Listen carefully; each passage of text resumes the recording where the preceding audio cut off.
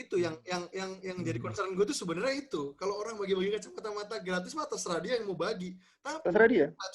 nggak cuman membawa kacamata, tapi dia membawa pesan terselubung yang menyesatkan. Sehingga Ya. orang yang sakit merasanya sugestinya dia udah sehat nggak sih? Kita nggak bisa membiarkan suatu fakta itu diputarbalikan. Gitu. Kita merasa harus mengatakan yang sebenarnya. At least kita nggak menyerang produknya. Kita nggak menyerang usahanya. Monggo silakan jualan boleh. Tapi kalau itu membohongi publik, kita nggak bisa tinggal diam.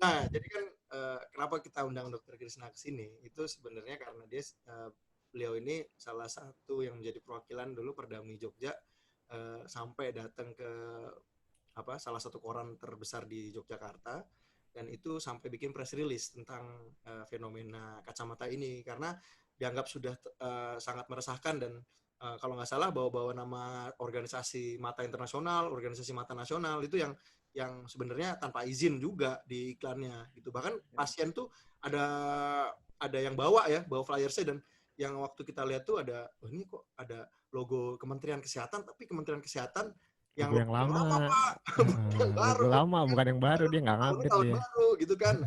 Ada juga logo Glaucoma Society kalau nggak salah di internasional gitu, dan nggak tahu, kita juga nggak pernah dengar gitu. Nah, jadi Dokter Krisna itu bersama tim Glaucoma di Jogja akhirnya membuat press release singkat cerita gitu.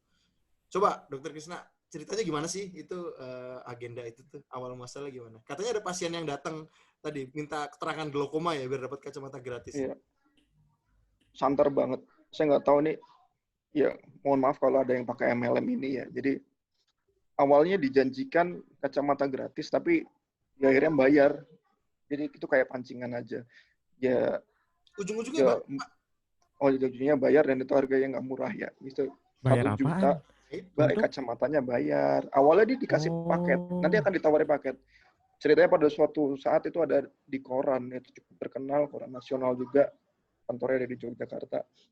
Di koran itu mereka menyelenggarakan press release bahwa setelah mengobati banyak orang dengan kacamata dan menyembuhkan glaukoma bisa sembuh kembali, dikumpulkan di dalam suatu hall yang besar sekali, dijelaskan, oke lah kalau itu MLM, kalau itu bisnis oke, tapi salahnya adalah mereka bilang,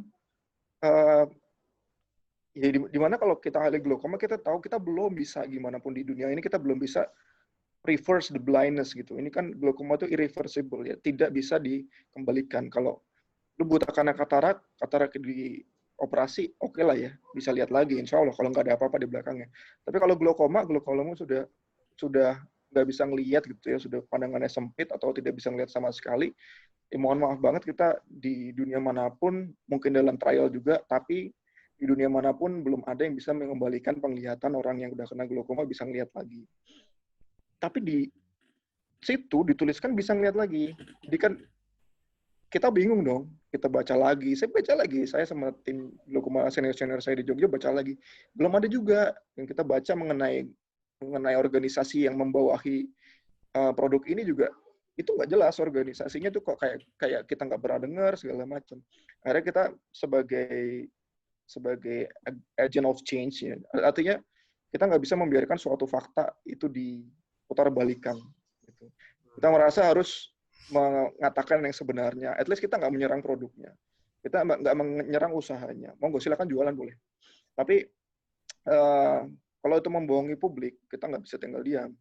Kita bilang bahwa nggak ada di dunia ini terapi glaukoma yang bisa disembuhkan dengan kacamata. Belum ada menurut kami.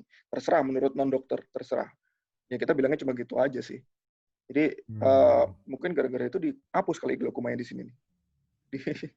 oh apanya? Oh di ininya, di iklan-iklannya. Tapi yang lain tetap diklaim. Klaim. Ya memang tinggal itu aja sih, tinggal di counter gitu aja palingnya. Nah, ya. terus kan itu kan tadi kan ternyata emang kontennya emang ya menyimpang gitu ya. Terus dari yang ceritain dong yang pasien tuh sampai datang ke Iya. dokter, bahkan sampai ke subdivisi glaukoma, pasiennya tiba-tiba banyak dan meminta surat keterangan kalau dia Iya. sakit Ya, glaukoma. surat keterangan, ya, dia harus Itu ada satu menyantumkan. fenomena gitu ya. Pernah ya satu hari Ya, pada suatu saat dalam gitu, satu minggu Bukan itu satu ya satu hari, minggu, Pak. ya, Suatu saat, Pak.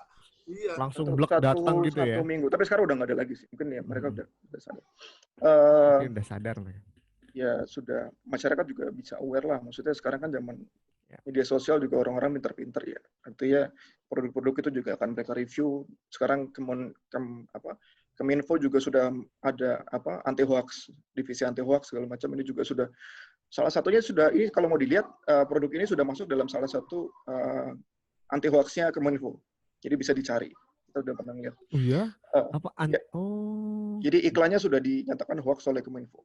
Jadi Oh berarti kalau silakan. masih beredar gimana nih? Bisa di ini ya permasalahin dong ya? Ya, Gue kita baru sampai tahu ngeliat nih gue. undang-undangnya segala macamnya. Kita mempelajari, Pak. Kita nggak asal ngomong. Sebagai kita Oh, insan ya ya saintifik, ya. kita nggak boleh asal ngomong. Gue Artinya baru tahu kita nih infonya, Nak. berdasarkan fakta aja. Lihat aja di Kemenfo tuh ada, bisa Gue dilihat. langsung lihat nih, gue langsung lihat nih. Lihat aja. Artinya ya bolehlah jualan boleh, tapi jangan sampai merugikan masyarakat. Karena ada yang begini, orang itu glaukoma ya, kita bahasa awam aja, kita bahasa awam. Lapang pandangnya tinggal 10% gitu ya. Karena udah nggak mau pakai obat lagi, pasien kan minta tuh diagnosa glaukoma sama tes lapang pandang sama tes scan saraf matanya kita kasih. Karena itu haknya dia gitu kan. Beberapa saat kemudian pakai kacamata, nggak pakai obat, Pak. Datang-datang blind, buta. Siapa yang dirugikan? Aduh, sayang banget. Siapa yang dirugikan? Masyarakat yang dirugikan. Nah, Lu buat orang jadi buta loh. itu yang jadi concern gue tuh sebenarnya itu. Kalau orang bagi-bagi kacamata mata gratis mah terserah dia yang mau bagi. Tapi Terserah dia. nggak cuman membawa kacamata, tapi dia membawa pesan terselubung yang menyesatkan, sehingga Ya. orang yang sakit merasanya sugestinya dia udah sehat nggak sih? Sehat, nggak cekot-cekot, nggak apa, tapi kok pandangannya hilang gitu. Itu kan Dia nggak pakai obat. nggak ngerasa dosa apa gitu loh. Kayak emosi banget dia. Bro, kita udah jaga bertahun-tahun orang Emosi supaya lapang pandangnya nggak nyempit, supaya visual functionnya masih bagus. Sabar ya, Pak. Berhenti sampai di situ pakai kacamata.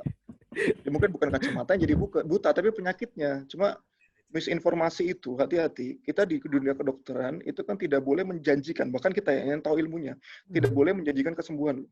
Makanya kita tidak mengiklankan, tidak boleh mengiklankan. Ya. Itu kan. Karena kesembuhan itu milik yang di atas. Mau dioperasi kayak apa juga, kalau udah nggak bisa, ya sudah. Oke, setuju. Iya. Nah, terus akhirnya setelah itu bikin press release dong di koran. Terus gimana? Waktu itu ceritanya gimana? Koran yang ngubungin atau gimana sih ceritanya? Enggak, kita yang minta ketemu, kita minta audiensi, Pak. Minta audiensi ya. Kita dengan tim senior-senior saya yang ada di Jogja, kita minta audiensi terkait dengan klarifikasi bahwa ada berita yang mereka terbitkan itu menurut perhimpunan ilmiah kami itu salah gitu. Oh, jadi korannya dulu ya yang pertama. Korannya dulu dia mengpublish suatu artikel ya. Tentang kacamata itu gitu. Terus kita baca dan tiba-tiba itu kita tahunya banyak ini, jadi banyak permintaan diagnosis itu loh, penegakan diagnosis glaukoma sama permintaan scan mata gitu loh, bukti. Mereka membawa diagnosis glaukoma sama hasil scan matanya ke dalam suatu ini intinya dia ke satu hall gitulah, satu hall yang nanti itu dikumpulin dan itu nanti dibaca sama yang bukan medis gitu loh. Emang bener dikumpulin, jadi biasanya pensiunan, terus itu di event pensiunan gitu dia minta waktu untuk presentasi, dan yang dipresentasi itu adalah ya kacamatanya tadi. Tapi sebenarnya ya nggak ngerti sih berapa ada yang proporsi yang digratisin atau enggak, tapi beli sih emang ujung-ujungnya ada kayak belinya gitu Pak, bayar, dan itu nggak murah loh. Cuy ini infonya beneran loh cuy. Gue baru denger nih tadi Dokter Krisna cerita kan, gue nge-search cuy di Kominfo, beneran cuy. Ada kan? Iya dong. Kagak kelihatan bos. Baru pada nyari aja deh itu Kominfo. Anjir beneran Pak. Jadi iya Pak, udah fix dia tulisannya, disinformasi. Hebat ya. Ya. Ini nih yang disebarin nih begini nih. Dia nggak salah info nih. Semoga podcast kita berguna lah, Pak. Amin. Bener nih. Oke, sip. Pemerintah aja udah bilang hoax sih. Oke, sip. Tapi dari semua yang kita bahas sih nggak ada yang benernya semua sih emangnya klaim-klaimnya itu ya. Sekarang nih tugasnya nih Dokter Kristen nih terakhir nih ya. Kita udah nyampaikan semua fakta dan mitosnya. Jadi itu bahasa-bahasa marketing yang satu jelas fungsi kacamata ya alat bantu kacamata, alat pelindung ya. Jadi kalau mengklaim ngobatin bla bla bla yang tadi dia sebutkan itu bahkan gue lihat di Kemeninfo pun itu disebutkan disinformasi atau hoax ya. Mitosnya gitu. Faktanya juga sudah disebutkan. Nah, terakhir nih buat closing nih, kita tungguin dari Dokter Krishna. Tolong berikan edukasi pencerahan ya. Nggak cuman buat kacamata aja, mungkin buat yang hal-hal yang secara luas lah terkait hoax-hoax begini. Produk-produk medis terutama ya, apalagi berkaitan dengan kesehatan mata. Kadang-kadang kan ada, nggak cuman ini ya, kan produknya nggak cuman kacamata, ada juga kan obat tetes. Ada tetes juga, ada tetes kan. anti katarak. Gini Pak, kalau di dunia saintifik itu kita, kalau dulu saya bekerja di penelitian multicenter itu, untuk merilis satu obat aja itu minimal butuh 10 tahun.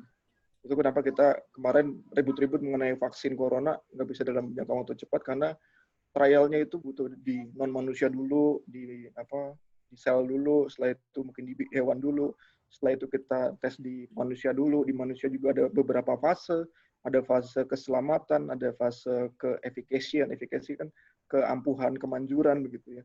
Kalau ada sedikit aja obat yang dia punya efek samping lebih buruk daripada kemanfaatannya, tentu saja kita tidak bisa rilis.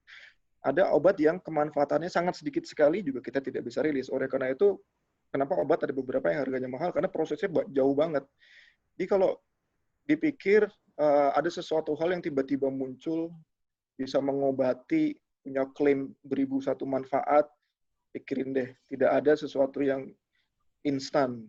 Tapi kalau obat, tiba-tiba muncul, dan itu dia kayak sakti banget, insya Allah tidak akan bisa menyelamatkan apapun. Jadi baca dulu jurnalnya, baca dulu penelitiannya. Kita yang pertama kali akan pakai. Dokter itu nggak mungkin akan nutup-nutupi pengobatan. Gitulah. Itu, Pak. Itu, Ban. Termasuk semua device juga ya, Pak? Nggak cuma obat. Device. Iya, termasuk device. Diiklankan bisa mengobati berbagai macam penyakit, khususnya di mata. Itu ya hati-hati ya, maksudnya penggunaan. Dan itu biasanya nggak murah. Begitu-begituan tuh, itu nggak murah. Lebih baik lu bayar BPJS 150.000 per bulan, Bang. Dibandingkan dengan itu, kadang-kadang obat-obat itu bisa sampai jutaan loh per bulan. Iya, benar juga sih. Benar. Bahkan efek sugestinya itu loh yang benar-benar buat senang masyarakat. Ya mungkin kita perlu introspeksi diri, jangan-jangan dokter terlalu angkuh sehingga kita tidak bisa mensugesti orang-orang sembuh begitu. Iya. Thank you deh, nih Dokter Krishna udah memberikan pencerahan. Ya kita diskusi malam, cerita santai kita malam ini berbobot lah. Lumayan berbobot. Moga-moga nggak ada salah ngomong ya, maaf ya kalau bercanda. Itu cuma analogi aja, cuma analogi yang terdekat. Kalau ada salah-salah kata, saya mohon maaf, jangan diserang rumah saya. Gitu. Bisa dibungkus ya? Bungkus, bos, bungkus ini. Oke, siap. Oke deh, kita selesai ya. Ini udah di ujung diskusi kita ya. Jangan lupa nanti kita akan tetap kembali lagi dengan tema-tema yang lain dengan siapapun narasumbernya, semua dokter mata muda dari seluruh Indonesia. Siapapun nanti akan bisa kita undang di sini untuk ngobrolin hal-hal yang positif ya buat teman-teman semua gitu ya. Oke, pamit ya. Pamit ya. Thank you Dokter Terima kasih Krishna. ya. Sukses semua. Sukses, sehat-sehat semuanya ya. Ya. Assalamualaikum. Salam.